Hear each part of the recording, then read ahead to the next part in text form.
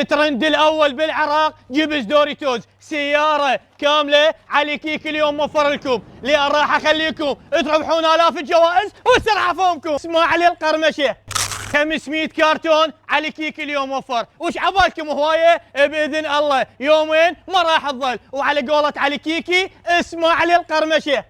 اجمع وحوش التغميس الخمسه واربح الاف الجوائز. هن الشخصيات؟ صور لي ابو جلده، الثقيل والفياك وفلفله والمدوزن والهوسه. بالخفايف اذا طلع لك هذا الشريط ربح كيس مجاني، تاخذ الشريط لاي ابو اسواق او من صاحب الاسواق اللي اشتريت منه، تعطيه الشريط يعطيك كيس مجاني. سنجي على الثقيل، اي جبس مال دوريتوز كبير صغير وسط راح تفتحه، ايش راح يطلع لكم؟ شخصيه. اذا جمعت 5 شخصيات مال وحوش التغميس ايش راح تربح؟ قسما بالله الاف الجوائز. يعني على كيك الجوائز تسوى؟